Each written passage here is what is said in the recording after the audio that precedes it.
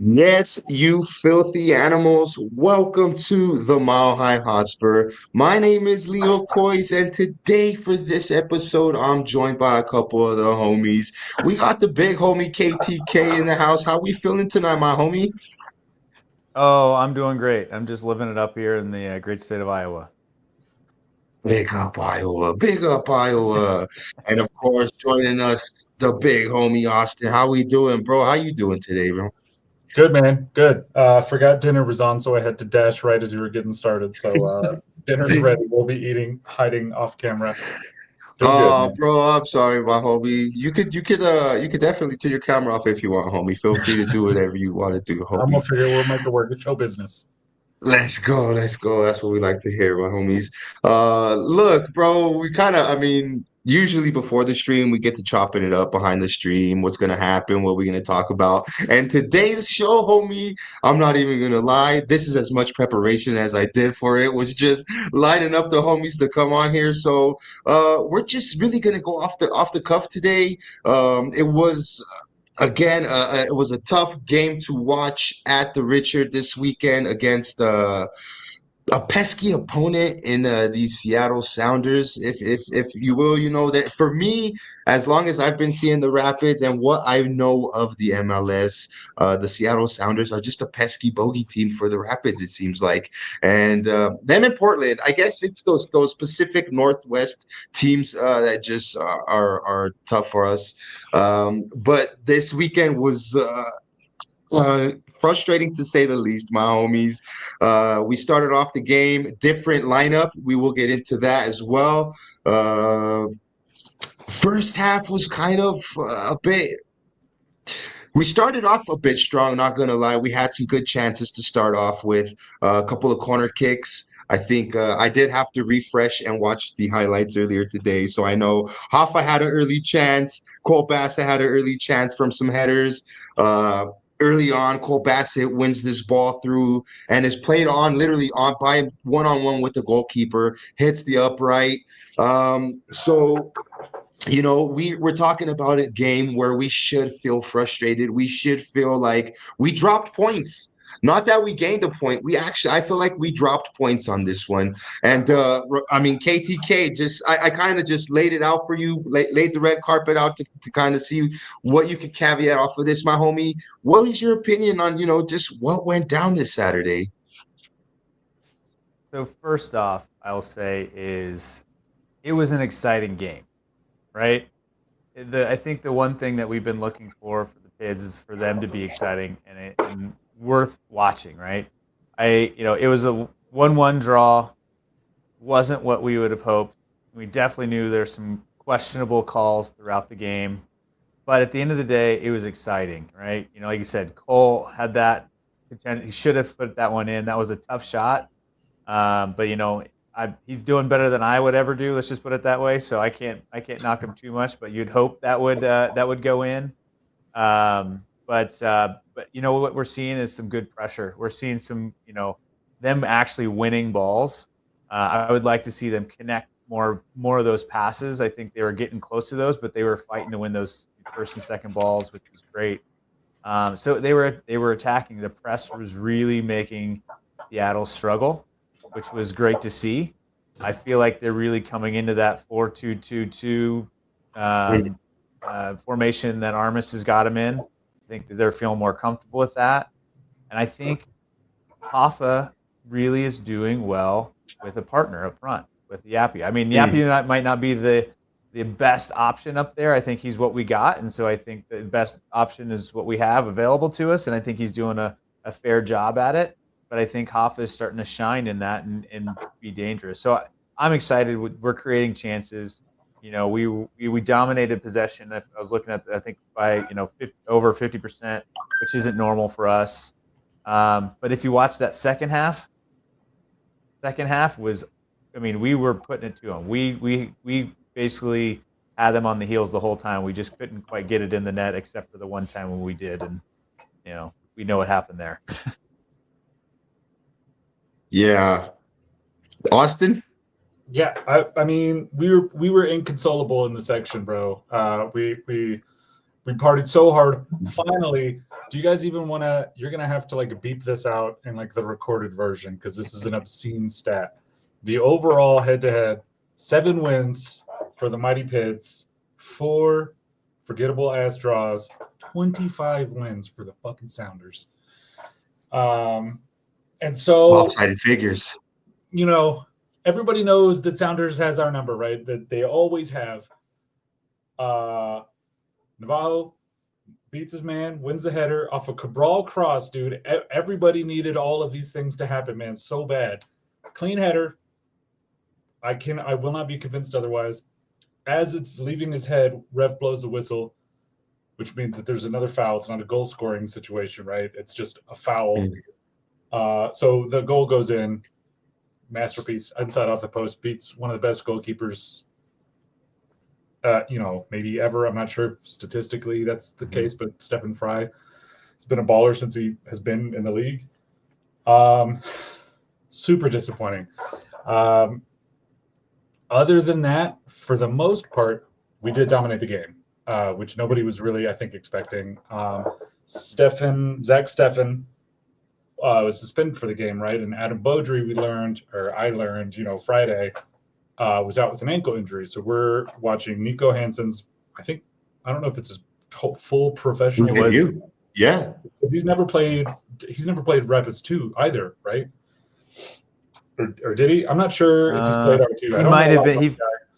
He may have had one game or so. Yeah. Yeah. He came from the system somewhere. We didn't sign a kid at a, high school or something, but still everybody's pretty nervy. He had a decent, a respectable game against a pretty intimidating attack. Jordan Rothrock is on fire. J-Mo came back and then left again. He blew his knee out again or whatever keeps happening to Jordan Morris. But we dominated the game, right? Blitzkrieg, super heavy metal football, gegen press, whatever we're calling Armas ball. And then right there at the end, it was in like first half stoppage or something, right? The ref makes another kind of a strange call. It's a 50-50 ball. Seattle wins. And then a few moments later, exact same situation. Ollie Laraz pokes it. Just a beautiful little chop, takes the ball. The counter's back on. Ref blows his whistle. And we're resetting. And then they I don't remember who plays it, to Ferreira. Ferreira just Hail Marys it out wide, centers it back in. Yeah. And Musovsky finishes that one off? Yeah, Musovsky, something like that. Molinovsky or something like that. I've got it here now. Musovsky or something. He also had a pretty good game. That Musovsky, Seattle forwards, Seattle always have dangerous attacks. It's just part of the system that they build. But for Pids to concede again in the right at half, that's been a story. That's been a real problem this season. But we came back out and just put him to the sword again all game. Georgie's goal was a masterpiece. If anybody watching this has not seen Georgie Mihailovic's goal from April 20, Saturday, the Seattle game, 26. Yeah, 21. So check it out. Super cool. You don't see a lot of those because everybody's laying down behind the walls. And the one time it feels like somebody doesn't lay down, Georgie reminds the league why it's not a bad idea to have a man down on the near post. So that was cool. So we're going nuts. We continue to dominate the game, right? Short of a couple of just desperate sort of Hail Marys, a lot of possession loss from Seattle. We're all over them, right? Where the ball is in there. I'm not sure if you got your heat map stuff, Leo, but it felt like the ball was always on the other side of the field because the second half, Rapids are shooting away from us, right? And it felt like it was all the way over there the whole time. So we didn't see a whole lot until, we're partying. Navajo's broken the curse. We're going to beat Seattle. And then inexplicably, I don't understand how you justify a call like that. Yeah,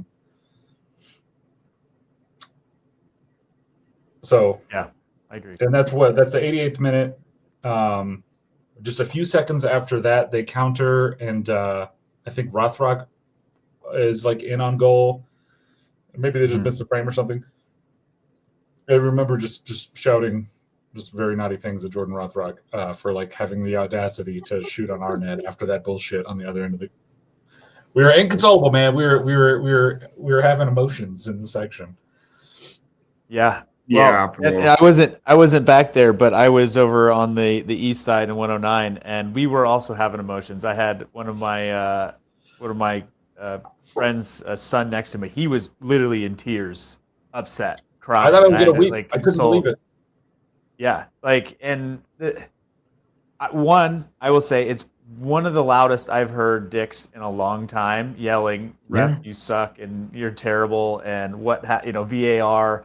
It was actually pretty exciting to hear the entire crowd coalesce around one moment. It was so loud, but man, I agree. It's the entire game too. I think there was just questionable calls throughout. On both sides too. I mean, there was a Mhm. that Jackson Travis challenge in the second half that he almost got that second yellow, Yep. and so there was I don't know. I feel like this is a big prime example why we need some proper referees or at least some proper guidance there because it did that was a goal. You're not gonna tell me otherwise, and I don't know. That was Yeah. frustrating. Something has to change. I think FIFA will come out and officially say at least people are talking about the rules. Like that's the beauty of this is a beautiful game where people talk about like arbitrary referee interpretations of confusing rule sets. Like that's not the fucking beautiful. Right. I'm so sick of hearing the argument about like let's just get rid of it until it works, or let's we shouldn't be punishing at least in Major League Soccer. You can't really like reprimand a referee because they're not making any Right. money and like their collective bargaining sucks and like they're in it for the love of the game, I guess. It's just sort of boring and like just I'm not really sure the exact like verbiage I'm searching for here, but like blaming the ref sucks and is boring and lame. Well, but they should have help, right? That was the incorrect call, which cost us a game. It cost Cabral an assist, which he desperately fucking needs. Cost Navajo a goal, breaking a streak.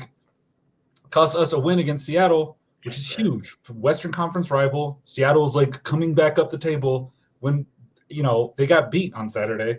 They should have taken that L. We should have claimed those 3 points. The consequences are we'd big, be second in the table. Yeah, the consequences are big. And this referee, I went back and watched it, and you can see Yamar just sort of always chirping at the ref from the very first like corner that they concede. Yamar's, hey, they're all over me, referee. What am I supposed to do? And I mean, if you watch like the wrap up around the league, there was a bunch of insane calls this weekend, and it sort of feels like there was some briefing, some PRO, professional referee organization. I get like my conspiracy theory for this weekend is that they had some meeting and some dumbass advice was issued, some bad instructions or something like that must have been issued. Because I don't remember off the top of my head now, but there were some wild red cards that don't make any sense. There were a bunch of PKs called across the league that don't make any sense. And so it doesn't really make our situation feel any better, but there's definitely an issue with the quality of officiating in MLS. And I mean, it would be nice if we were talking about like material ways to improve that situation rather than like that guy shouldn't be allowed to call games anymore or like well, I think the other side of it too is there seems like some simple ways you could solve it, right? Like we have VAR for a reason, right? Like whether he blew it dead or not, like it still went in the back of the net. It still was a goal. You could review that and be like, actually, no, you made the wrong call. It was a goal. Like I don't understand why him arbitrary blowing a whistle a half second before it hit the net. Because they'll go back if the whistle happens, like if no whistles happens or whatever, VAR regularly will go back and they'll say, actually, like the play that led to you guys winning back possession, like a play before you were in possession, there was a foul there. So we actually are going to just go back and 86's goal because of like 3 minutes ago, there was like a high arm that maybe was an elbow that we missed. But this situation, because the ball is traveling towards the net in the goal action, that's too far. The whistle's already happened, so it's impossible. There's nothing anybody can do. That is, I mean, it's ridiculous, man. That's some bullshit. Yeah. Yeah, I was making my video of the match day vlog, and I was like, yo, I gotta think of a good title, right? And I did, bro. I straight up put, like the referee controversy, bro, caused us to draw that game.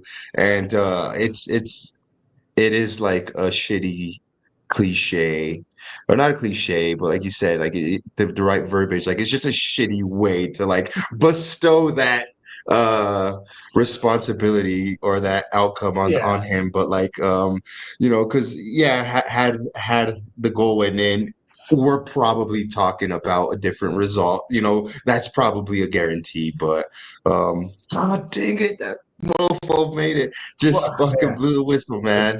And the thing that kills me is we would be having a completely different conversation in MLS news, in coverage, right? Rapids are second in the West, right? That whole conversation is completely different. But no, we drew St. Louis because of a terrible call, and now the PIDs are still irrelevant. We drew Houston on some like preposterous shit. That's what it was, Houston. Stefan got. I haven't seen anybody actually describe what precisely happened. Something happened after the final whistle, which resulted in a suspension.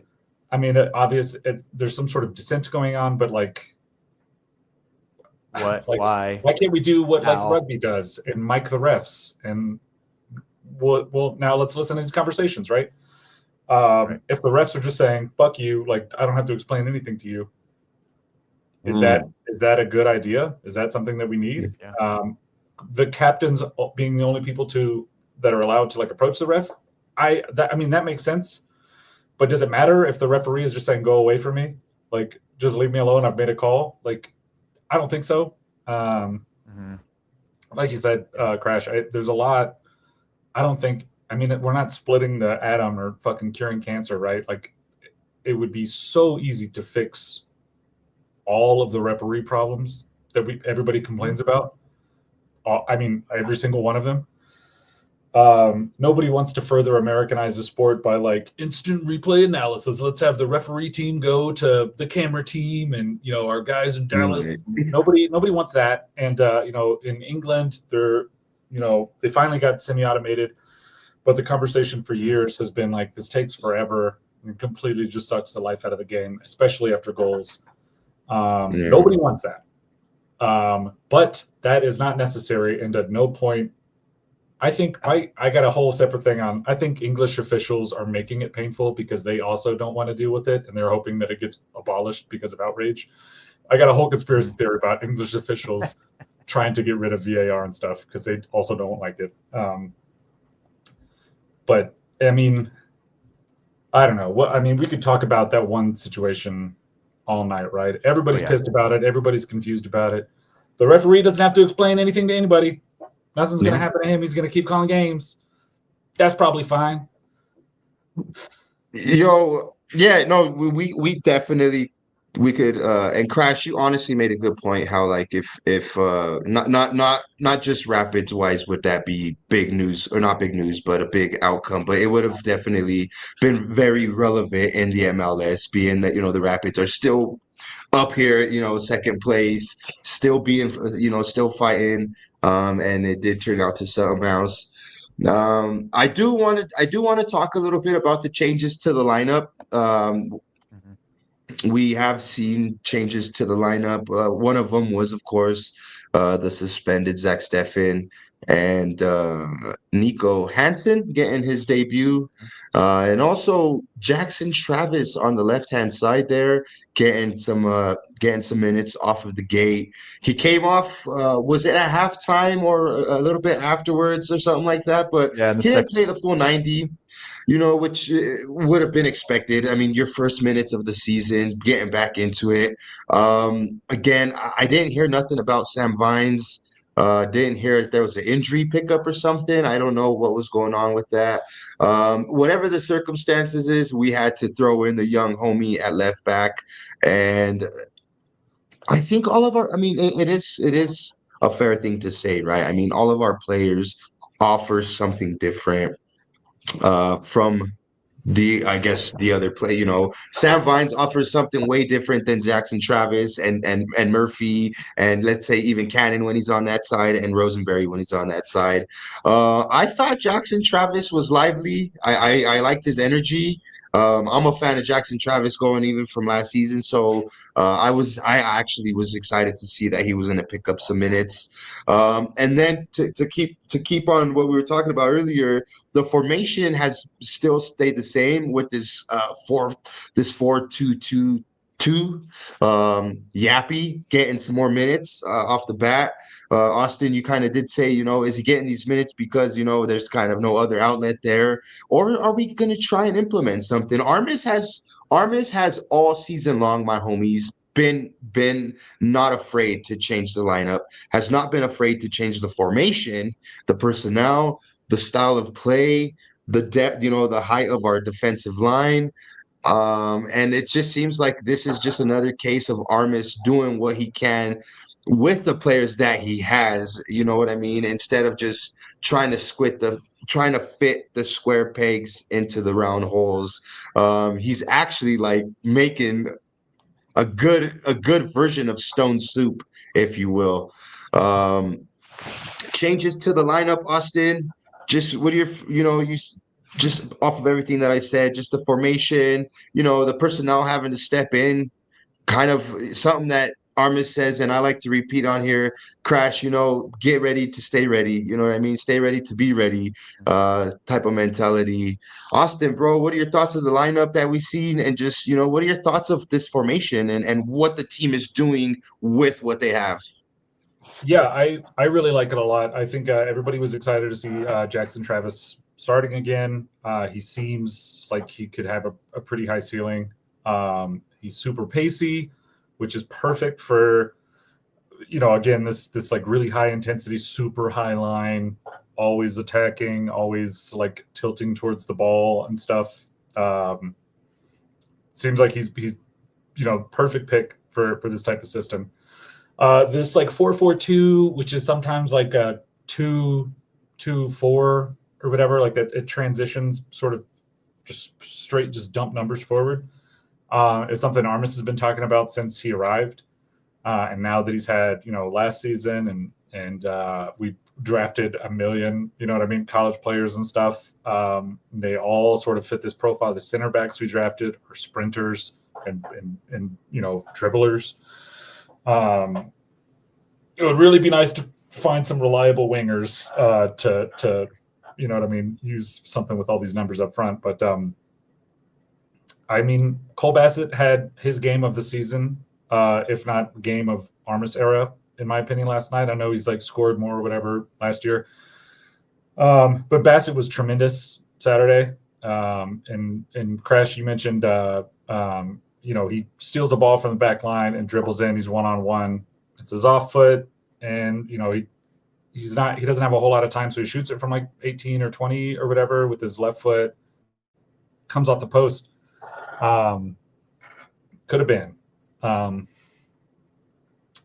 Yapi, the second forward, I think has been huge for this team. I'm not sure. I would be interested to like sit down and like chat about that with Armis, or really get like a real candid sort of. That's something I'm going to ask him about next time I like catch him in public at some event or something, because he's such a candid dude. He's so easy to talk to.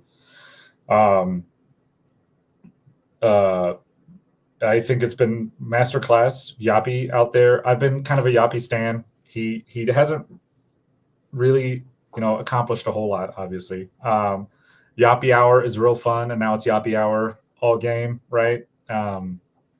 He's been like a late game guy that comes in last couple of minutes, and he's a tall kid. He's pacey, he's strong, you know what I mean? Decent hold up and stuff.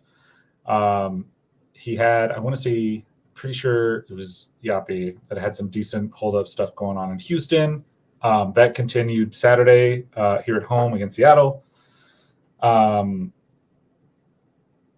Yeah, I mean, I'm loving it.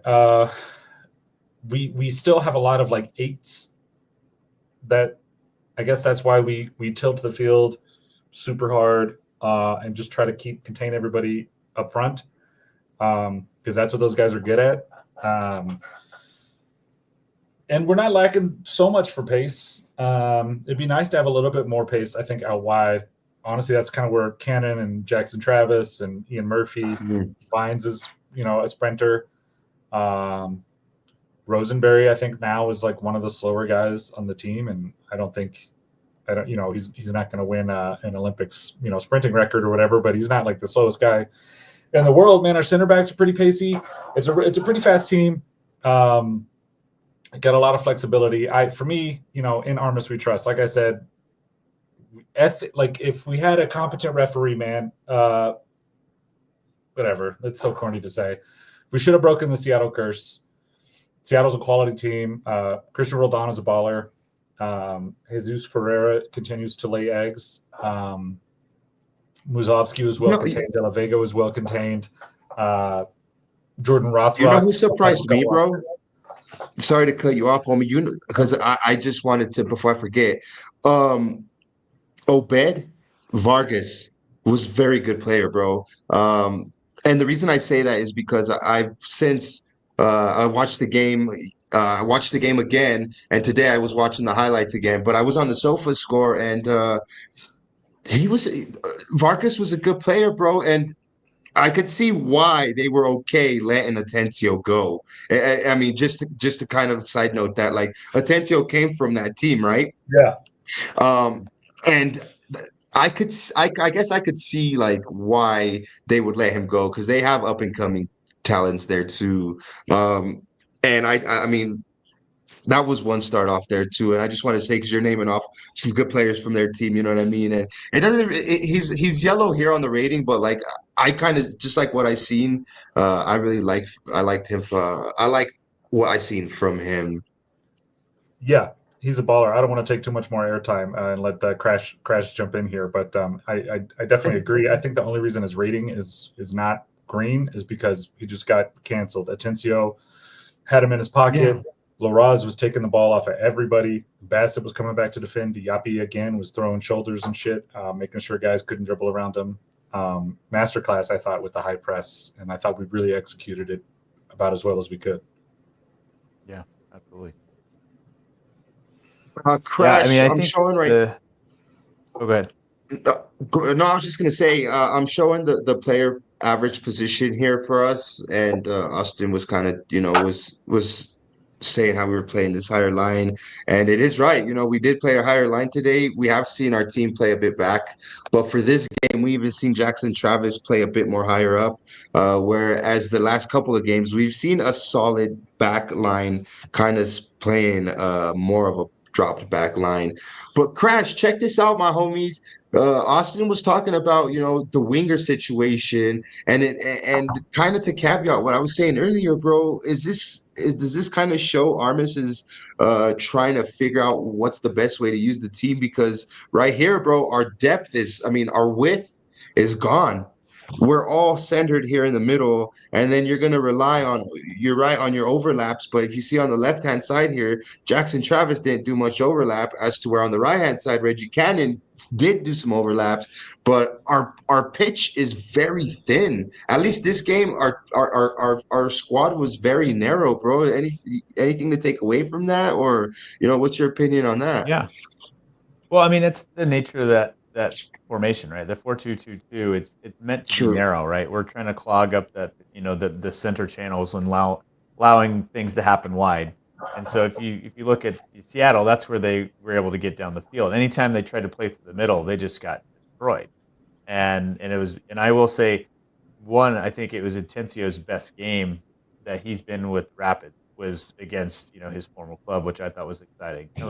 Really good play. He was breaking up. It seemed like he had the number of each one of the Seattle players he would go up against because I think he wanted it more. I think he was trying to prove himself, say, hey, you guys let me go, but I'm doing all right. So it was just fun to see him, enjoy that moment. I know he had mentioned, I think, on his podcast, the Rapids podcast before, when they did his interview, that he was excited for it. So it was fun to see that. And I think the one big call out that I have that we really hadn't addressed is Nico Hansen.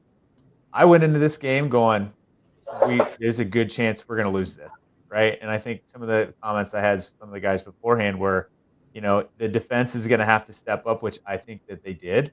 I think they shut off for one moment in that transition when I think we weren't prepared because it came off of a quick transition from a free kick, right? And so everybody was not paying attention. They were arguing or whatever it was, right? They weren't playing the game or ready for it. Allowed them to really get by. But outside of that, the defense did a really solid game, and Nico came up when he needed to, right? I think he got beat on that one, and there was nothing even Stefan could do on that moment with how that shot came in. But he made me feel more confident than I think Beaudry has in the past. I thought he just had a presence about him. He's older, obviously, than Beaudry is, but I definitely came in going, I don't know what we're going to get. It's either going to be a good game or it's going to be a high scoring game. And if Fry didn't stand on his head and have some amazing saves, it could have been a 4-1 game. Yeah. And, or more, right? So I think, the big call out for me with that formation change is Nico. I thought he made me feel more confident than I expected, which was awesome to see. And I'm glad he had a good debut with at least a result out of it. But then, I think Jackson, I was surprised by Jackson, to be honest. I mean, it's good to see him back. But then when he got subbed off and then seeing Cannon come in, I was actually kind of confused. Like, why isn't Keegan coming in? Typically Keegan's been that first sub. So I was kind of in my head like, is there something? Was he sick? You have something going on? He's just there just in case, or is it that they feel so confident with Ian Murphy out on the left that they're just putting Keegan as a backup for Cannon on the right? So that was my biggest call out on the formation for the most part. But I have to say, Armas seems to be finding the best formation for the players that he has. But I'm interested to see how he can, utilize some of the people we haven't seen yet. Like, Cabral did have a solid, minutes at the end of that. It was the best game Cabral's had all season, which has been great to see. Yeah. But I'm also hoping to see some Cudi Pietro. I think this formation does not currently lend it to what he's maybe the strongest at. Maybe he is a good second striker there, so that might be a potential if he feels more confident with him than Yappy. But I think Yappy's been, he's been showing up. And, if anything, I'm seeing more Hoffa in Yappy than I ever did before with him trying to do some of these flicks and, fun balls things in the middle of the field, with the ball at his feet. So maybe he is rubbing off, or Hoffa's rubbing off on Yappy. So maybe we have some, solid backup there. So I don't know. It was good to see some fun play from the guys and be surprised at least with Nico and exceeding expectations. I think Nico, also too, one thing that stood out for me was he's got a leg on him. He was booting that ball quite Absolutely. quite far for where he was at. And Beaudry as well. Beaudry as well. The distribution from him was pretty good from what I seen as well. So yeah, it's good to see that, when you're not gonna have your number one goalkeeper in there, at least the drop off is not dire, at least to say. And this was the first any type of action we seen from him. So yeah, good performance from him. Definitely, what a way to make your debut at home. And like you guys said, there's really nothing anybody could have do for that goal that they scored against us. Let's see here. And for me, I think Armis just has he's got a handful of headaches to go through when he's what can he do. And I guess it's a good headache to have, right? It's a good problem to have when you have an abundance of players where you could definitely mix and match, and you're not going to really disrupt the flow of your form or of your momentum, if you will. And one thing I will say about Darren Yappy is I agree. I see a lot of Hoffa in him, and I think that is what they need for that good partnership. And I've said this before on streams. Is it just going to be a case where Armis is going to do this type of formation for certain games? Is this a double striker type formation that we're trying to do? Is it going to work for the majority of the games that we have? What about these games where we're going to have to really boss the midfield? Are we going to go back to a 4-3-3 or something like that? So definitely good signs that I see, and I'm interested to see what will happen when the course is different. If it'll be a different horse for that course. If I'm to throw out a cheesy term, horses for Kentucky courses. Derby season, right? Yeah, right. So yeah, no, but I mean, fair play to Armis, and um. One thing, and I have to go back to before we go any further, my homies. I think these other teams that are coming in to play us have figured out that they want to attack they want to mix up the way they attack, because I've seen that like 3 or 4 times this season where we don't attack the South Bank second half. We attack it in the first half, and that disrupts our flow. I'm convinced that disrupts our flow, my homies. So talk about that. My homies got conspiracies. I got my own conspiracies on the channel as well, my homie, and we're gonna start there. One thing I will say is Nico was wearing the purple kit. Yeah. Anytime Stefan has been wearing purple, we've done well, and Nico had the purple kit, so we got a result. So I'm gonna keep going with some of that It's a good conspiracy omen. as well. There's something in the fabric. That's a fun conspiracy theory. Yep. Where everybody's going to be heartbroken when Adidas changes it to some highlighter, like yellow or something next year. Exactly. No, I go ahead, homie. Oh, sorry.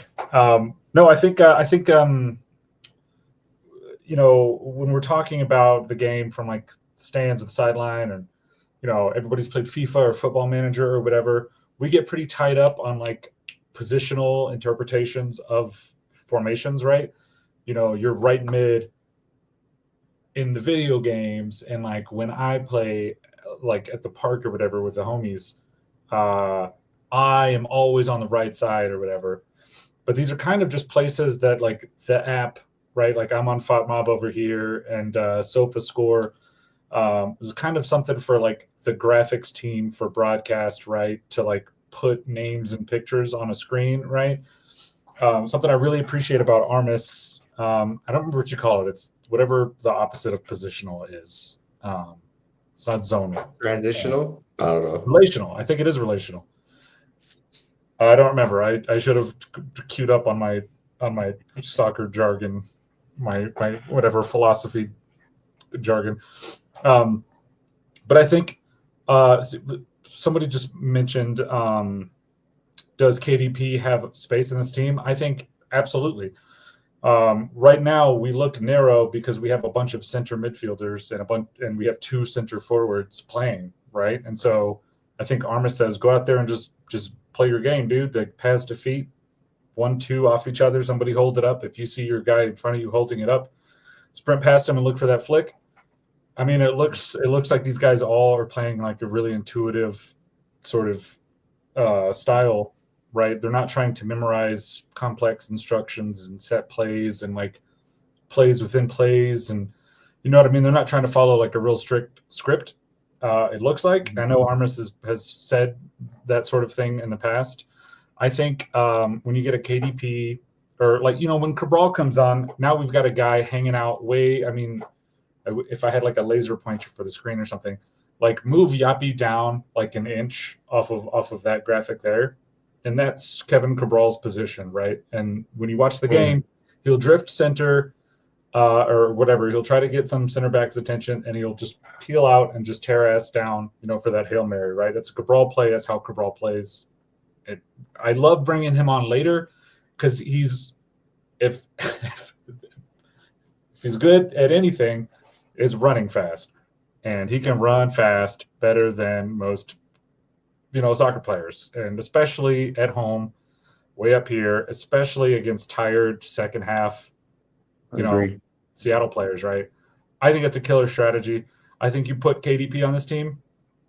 I think that just adds width. I think if you go back and look at the heat maps with the KDP presence, I think that adds width. I'm really super just, after every week, even on the losses, I thought Portland, I don't think I'm not really sure what happened, right? That's when Beaudry played in goal and we got smoked 3-0. There's a couple of flukes, and if you're going to play, courageous, attacking, high press soccer, that is in the cards, right? That's part of it. That's what you're putting on the table, right? That's the risk of playing that way.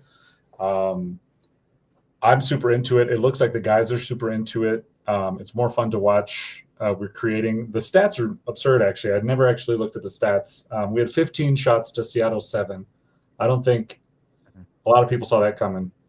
I didn't, and also Crash when some kid named Nico Hansen is going to be in goal. Who's that? Does anybody know anything about this guy? Right. I was like, all right, Seattle building momentum. They're starting to win games. They're starting to connect. Like De La Vega is finally starting to come through. Jordan Morris, we expected him to get some minutes. Rothrock looks like he could be a superstar. Like I don't remember their eight's name, but they're just super squared away. Like they're just a super sharp team. And so I think there was a little bit of pessimism again, right? Charlotte comes into our house. The whole league is like, wow, Rapids are doing, by their standards, they're doing fine, but they can't beat a team like Charlotte. And we beat them. We, shut them out 2-0. Rapids can't beat a team like San Diego, this phenomenal best, expansion team ever.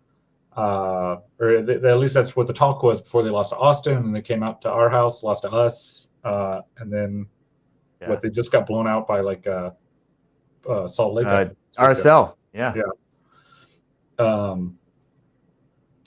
And you know what I mean? Like, there's something to say about the officiating in Houston and the officiating this past weekend. Maybe changes the way this table looks.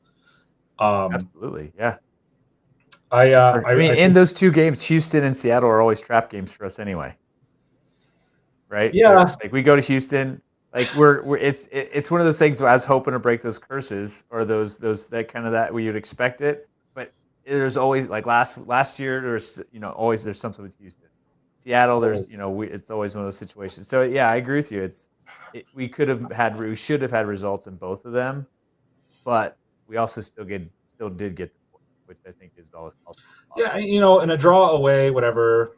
Houston's Houston. The real bummer about that one was, their superstar striker shows up and scores on his debut or whatever. Yeah, fine. Losing Stefan sucks, but he's back. For this upcoming game in DC. And now we know we got depth at the position, right? Hansen is good to go. I think he only made one save. My stats show 2 shots on target for Seattle. So one of those shots was a goal. Saved the other one. For me, it was good to go. His distro was good. His positioning seemed tight. He was tidy on corners and stuff. He never looked intimidated.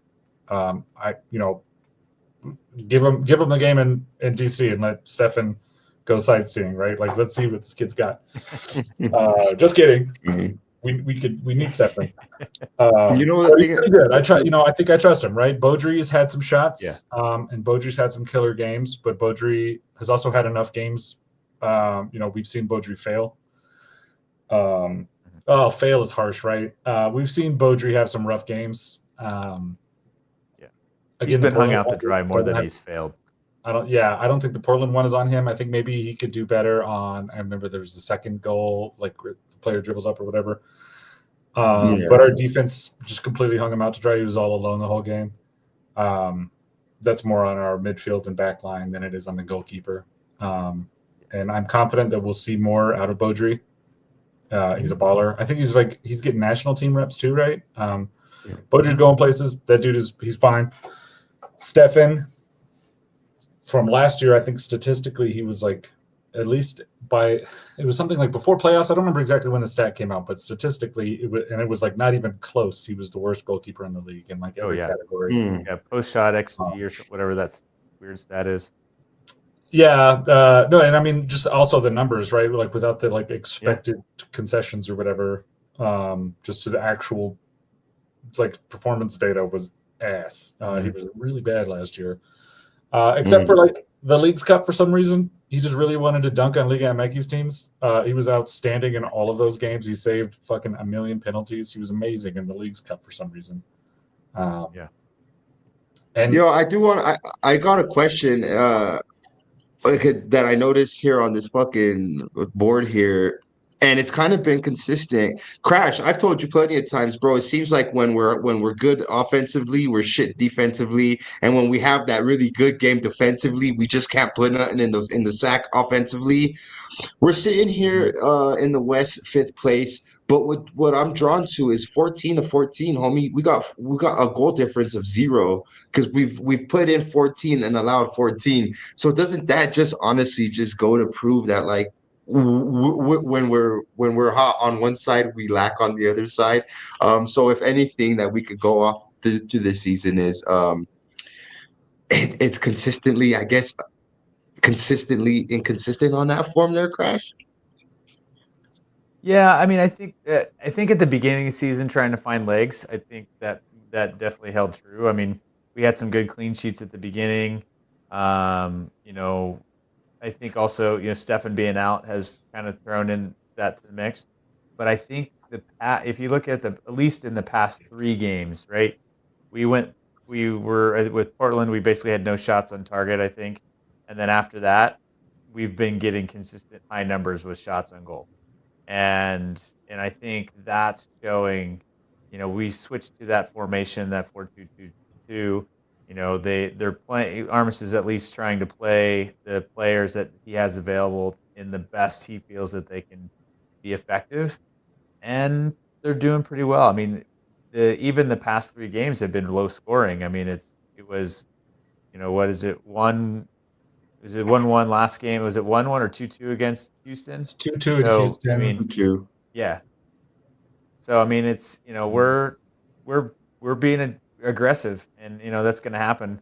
I think on the Houston game, it was there was some differences there, but yeah, it's good to see that at least this game, I felt that defensively was outside of that one shut off. I mean, we got to keep our the defense just has to stay alive until the final whistle at the half, and then come out of the locker room after the half and not concede again. Yeah. If we can do that, we're winning more games than not. Because I mean, if you look at the stats, I think it's like the majority of our conceded goals are within that 10-minute window, 5 minutes before the half, 5 minutes after. Yeah. That's been a bummer, bro. Conceding those goals. I could going back to the FC Dallas game where we were up 1-0, concede the 2, then concede the 3rd right on the other side of halftime, and then we've done that a few times this season. But like I said, most notably for me was the FC Dallas match, which we ended up drawing that match, my homies, right? 3-3. Yeah. So look, that's 2 points dropped right there. That's 2 points dropped, I think. You know what I mean? Because I felt like we were the better team, regardless of the score on that game, my homies. We were the better team that one. So let me just go ahead and backtrack a little bit and see that. I think we were the better team there. That's 2 points dropped. 2 points at Houston. That's 4 points at least. I mean, we're sitting comfortably at second in the table. If we at least get the points we'd expect, you throw in the Seattle game. The Seattle game, I was about to say, Seattle needs, you call it a ref. The refs is going to screw us on that one regardless. So we just call it a 1 point. Even with that, those extra 4 points, we're sitting comfortably in second at that point. Yeah, I think my homies that And look, we watch the Rapids play. We watch them home, but we watch them at home. We watch them away. A lot of these people, a lot of these pundits, I'm assuming they don't watch as much pitties as we do. They probably do. I might be wrong. I might be wrong, but like, we No. know what we can expect from our team. I would assume. You know what I mean? Like, we know like what we can expect from our team at home. We kind of have the idea of what our team is going to do on the road. And yeah, I mean, it's time these people, I mean, we're shooting ourselves in the foot by giving up these goals too, but it's time these people start putting some respect on our name, my homies. I mean, we could be up there, my homies. Exactly right. Put that respect on that name because a couple of I mean, and I've even had other games, bro, where we're piling pressure on and we walk away with even a lesser goal difference than what it could have been. So, Mhm. yeah, and the reason I say that is because I know Crash. We've had talks before in the earlier on the season, and we were talking about small sample sizes, right? And now we're to the point where this small sample size now is a good sample size, right? You could Mhm. tell what's gonna happen now, or at least gauge to see how it's gonna happen. But we're looking good, my homies. We're sitting good. Let me go back to this screen that I wanted to share. Upcoming fixtures that we got an away game at DC, home game to San Jose. Well, let me bring up the table again. I want to see where these teams are at here. Yeah. San DC is Jose down is low. I think they're at like bottom of the table in the East Yeah, they're having for another sure. pretty rough season. okay. So we have, and then San Jose's on 11th in the West. So Mhm. we have a couple of favorable matches coming up for the Burgundy boys, which means expect the unexpected. Hopefully, but hopefully Yeah. we're wrong, and Well, it's hopefully gonna we're be talking about some. Go ahead, it'll be Obi. exciting. I mean, you got DC on Saturday, and then we've got San Jose at on the 10th, and then after that's a midweek game, right? So, we've got San if Diego? Yep, then San the Diego away. yes, San Diego away, and then we got RSL at home after that. So I mean, it's gonna Yeah, be some quick May's a big fixtures month. coming in the next for May. So I'm excited for sure. If we can get a good run of form, and I think we do have the depth. I mean, when the guys, you go back to Leagues Cup, when they were playing a lot of games, they just were enjoying that, and Mm. they were able to move, from game to game with good momentum. So if we can get off good, off some good form, and I think, we left off of Houston a little with a bitter taste in our mouth because of that result after a bitter taste in our mouth from the game before. I think we're going to get some good solid play from these guys. I think they want to get some good form in them and prove to the pundits and otherwise that they need to respect Colorado because I hear it on all the podcasts, or whatever it is. They're talking MLS stuff. They have no clue about the Rapids. They're not paying any mind because they're not the LA or Miami's of the league, Mhm. and Yep. they just disregard it completely without looking at the team as a whole, never watching the game. So hopefully we start getting a little bit of coverage and respect. I was, like I said before, when Georgie got some minutes on 360 a while back, was nice because it was good to at least get some of that exposure to the team. I mean, let's be honest, that free kick should have been highlighted on the MLS Rapid. That was just a fun. I mean, they showed it during the PIDS part of it, but it was one of the best goals of the week just because of the cheekiness of it. Like, who's going to do that? Looks at Cole and like literally after the whistle's blown to take it, looks at Cole and says, "I'm going to kick this under the wall," and does it. I mean, Shoot that Like, on right? how Stephen Fry, ballsy too. is that? Yeah, one of the best keepers in the league, best shot stoppers. Yeah, They made the whole documentary about that save that Josie Altidor's header yeah. to try to dunk. Get a cheeky one past Fry. I mean, it's pretty bad. It's pretty cool, right? I mean, Hmm. Mhm. if it's messy, we're gonna watch that on a fucking Michelob Ultra commercial for the next Replay. 5 years. You know what I Yeah, mean? absolutely. And Absolutely that's agree. four, And that's four, one thing I love about four. it. I'm sorry, Crash. 4 player of the week for Georgi Mihailovic. or Oh, I don't four remember. times now this season or something like that, right? Yeah, it's like 4 or Yeah. 5. Yeah, Well, he is getting Yeah. recognized. So even though the pundits aren't paying attention, homie, they're gonna pay attention. You know what I mean? Like you said, especially when they're bagging goals like that. And I do want to say, Georgi Mihailovic scores that goal and runs to one of the coaches. I wonder if that's a set piece coach or Sharpie. something, because Yeah, it he did was. go run He like did. straight to a Yeah. specific coach. You know what I mean? And they Yeah. embraced and so I wonder if that was like a set piece coach. But yeah, it did look, Yeah, bro, it like is. it looked as though he was like, "Yo, I'm gonna just go underneath of this wall," and told Cole Bassett that, and he did it, dude. Yeah. So for me, Georgi Mihailovic is definitely putting on. Yeah, can I get Austin? Quick, can I get your opinion on that? How do you feel about him being a captain? Georgie? Yeah, yeah, yeah. I mean, I am not the most like. Let me try to answer your question. I think the most appropriate way. I think basically, I think it's great that he's captain, right? He's got experience. He's got national team experience. He's got the keys on direct free kicks, which is a big responsibility. But the guys seem to like him. He seems to like being here. Coach trusts him. I think like a good captain is somebody that people want to follow instead of like an enforcer, you know what I mean? Like a punisher sort of. And I mean, sometimes that works when the striker who's scoring all the goal, like Didier Drogba, I think was like famously like a really vocal captain or something like that for, was it couldn't have been Drogba, right? Was that not on that Chelsea team? I can't remember. I think I sort of like it to not be a striker or a goalkeeper as the captain because they're so specific in their duties and they're so like not everybody is going to talk to them all the time during the game. A midfielder, I think Georgie. I mean, you pull his heat map up, right? Georgie's all over the place all the time. He was, I think, the average positions he was ahead of both Yapi and Navajo on that heat map he pulled up. So he's everywhere, right? And he's near post on a bunch of. I think Georgie is near post. I know I saw him once near post defending a set piece, defending a corner. But I think the more valuable like analysis of who like for me, I don't feel qualified to answer that question, right? Like I'm not in that locker room.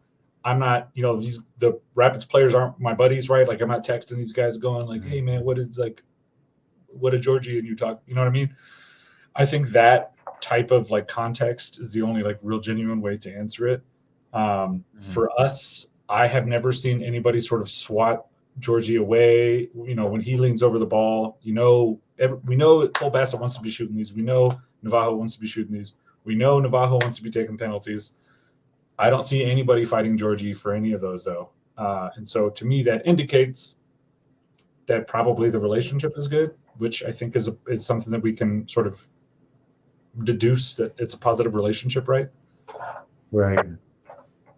Crash, Yeah. what about you, Well, and I homie? think too is Yeah. I was gonna say is like for a leader on a team or just a leader in general, the real leader that you want is the person who doesn't want to be the leader, who just is naturally that. And I think you kind of see that with Georgie. It's like, I think he was talking about it post game the other week when he was like, I got to figure out my pregame speeches or Yeah. like he's just kind of like I don't know what I'm doing, but as far as that goes, he's just people are just naturally following him, right? He's got the talent, and I think the swagger or the like that just the ballsiness of who Georgie is and that like kind of that dog in him is really what makes him that captain, right? He's the one, whether he had the armband or not, who's going to be like, aggressive, or he's going to be the one, fighting at a ref and be like, what, that's BS, or, whatever that was. And so I think it naturally makes sense, especially, with Keegan not being on the field. Positionally it makes sense, but then also, when he did the penalty kick a while ago and both Hoffa and Cole had the ball. Like they had two balls on the pitch at the same time, and he's just looking at both like, who's giving me a ball because I'm kicking, right? That is the leader you want on the team. You don't want the person who's like arguing with the other guy saying, "Oh, I'm going to take it." No, I'm going to take it. It's like, no, we already knew I was going to do it, and that's the kind of person. So, that makes sense for me to be that leader, and I think, he's going to wear it on his sleeve and kind of push it through. And I'm excited to see where that comes from and as he kind of grows into it. But I think it makes sense. Yeah. I agree. I like it, and one because I feel like he's definitely a fighter. Provided us with the greatest sound clip of all time last season, right? And so he's definitely got it inside of him to like, want to lead and want to just, lead by example. And I do remember what you're talking about, Crash. They even asked him like, "Yo, was there any discussion about who's taking that penalty?" He's like, "No, they know to give me the ball." Like so. Yeah, those unspoken things that which is Mhm. probably why he's got the armband. You know what I mean? And I agree with what you guys said. Like I'm all for it, and I definitely agree with you, Austin, that when it's a striker or it's a goalkeeper, sometimes you get lost. Sometimes you just get lost in the communication. Sometimes you're just not in the action. Sometimes you're just not in the action, and Georgie's in the action. But yeah, my homies, with that being said, I mean, I guess just to wind anything up, Crash, you got anything coming up you want to plug or anything, homie? You got anything that, worth shouting? No, nothing too much. I just, like I said, I keep coaching my girls and in the youth program with Rapids, and that's all I got my focus on right now. So you might see a couple of videos posted on my channel of me trying to teach them how to positionally be on the field. But other than that, I got not much else other than just my random tweets on Twitter, Do we show up with or what flares X or and whatever. drums or? Yeah, you could. It was funny. I'll tell you a quick story for you. My daughter's team a couple years ago, my best friends from high school were out visiting. They came to our game and they basically did that. And it was the entire parents were like, "This is the greatest game we've ever seen our kids play." And it was because my buddies were being loud and obnoxious, like they're at a PIDS game or something. Don't count it No. out, man. Don't count out the supportive presence, bro. Yeah, it really did work, and a bribe actually happened. My daughter scored. My buddy came into the halftime circle, and he goes, "First girl to score gets $20." It was my daughter.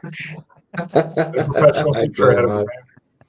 Go So on. anyway, so yeah, that's all I do. That's where I'm at outside of just my normal work. So this is just all fun for me. Big up, man. Cheers, bro. What about you, my homie Austin? The C38 plug I'm going to do is for our bus ride. We're taking a party bus from Celtic downtown up to Evergreen to the Lariat Lodge headquarters, main brew pub. I'm not sure. I think they just call it the Lodge. I'm not sure exactly what they call it. $10 for a ticket. We'll get you there. We'll take you back. I'm going to hike around. They got a little hiking trail. Nobody else volunteered to lead a hike. So I'm going to just make up pretend historical facts about all the wonder around Evergreen. So if you want a historical tour of whatever trail we're going to be wandering around on, No. come join us. $10. We're going to have beers on the bus. Dropping off at, let's see, we're taking off from Celtic at 2. We're dropping off at like 4 or 3 or whatever that would be. We're going to, we got a couple hours to kick it. Kickoff is 5:30. Watching the game, coming straight back to town, kind of, spending the day out in Evergreen with our friends at Lariat, who have been tremendous partners to C38 this season. And they're fun to shoot the shit with, man. So $10 there and back. It's a pretty good bargain. Bro, that's awesome, homie. And I think I may have heard you can even drive there as well. You just need to RSVP with C38. Somebody did their homework. Somebody's used to doing these plugs. Yeah, so you don't have to take the bus. If you want to just drive, you don't want to spend all day out there getting sunburned with me, getting lost on some mountain trail. Just drive yourself. That's cool. You don't have to take the bus. It's just a regular. It's not closed for some private event or nothing. Cruise out there whenever you'd like to. If anybody wants to come kick it with us out in the mountains, please do. I think it's going to be a fun time. The menu looks good. Tasty food. They're going to put the sound on. Really give us a VIP treatment. I am gonna do one of the bus rides to Dick's with you guys one of these days, bro. I'm gonna do that It's for a good sure. time, I bro. got to. Yeah, recommend it. I just want to say, bro, when I was out in London, I went to the Leyton Orient match, KTK, and I was walking around with my pie and mash. I went and got some pie and mash, bro, and I had my Rapids hat on, and this dude's like, "Yo, up the fucking Rapids, bro," and I'm like, "Yeah, fuck yeah, up the Rapids, bro." I saw that on your And video, dude. Yeah. He's like, are you from Colorado? And I'm like, yeah, bro, I'm from Colorado. Are you from Colorado? He's like, yeah, I'm from Colorado. I'm a Rapids fan. I'm like, bro, fucking, what are the odds, bro? Like underneath of the East Stand in Leyton, Orion, bro, are fucking just some Coloradans, bro, that go to watch some football way across the world, bro, but some piddos at heart, homie. Rapids So worldwide, big up man. to the two homies. Love it. I feel like a jackass because I forgot their names. But I just meet so many people, bro, when I'm at the stadium and like just out and about that like but yeah, big up to them because I even ran into them homies this past weekend at the Dick, and I'm like, yo, weren't we just kicking it out in London, having a pie and mash, Oh having shit. a pint, you know what I mean, talking some pitties, and look at us here now. We're watching the pits. So big up to the homies that I seen. Um, on the channel, I guess I have a bunch of footage that I want to sift through and make some videos. Um, and yeah, my homies, just look out for anything Tottenham related or Rapids related on the channel. I got a lot of things coming up, my homies. Like I said, plenty of footage to go through. And of course, it helps when the Rapids are flying high. You know what I mean? And we did have a hiccup, but we're still flying high, in my opinion, my homies. We still Forget flying about high. Vancouver. We're just ignore Vancouver. There's nothing to learn from that shit. Yep. Exactly right, my homies. But I like to say on the channel, not Everyone's losing only from Vancouver, so it doesn't matter. Yeah, no, they're gonna set some kind of record or something, man. Whatever. well, I was just seeing they're up there at the top, my homies. So they're doing it, bro. They're Yeah, they're doing just it. They're top of playing some good supporter ball. shield. Yeah. Yeah. If they could take that from Inter Miami, I'll be happy. You know what I mean? I just Oh, yeah. I don't have nothing really like concrete against Inter Miami. It's just why would they need to win if another team could win it, my homies? You know what I mean? Yeah. Yeah, so I do like to say on this channel, not only is it come on you Spurs, but it's also up the Pids. And on this one, my homies, we're gonna leave it off with this one. You fat bastard, who ate all the fries? You fat bastard, who ate all the fries? Stephen Fry, you fat bastard.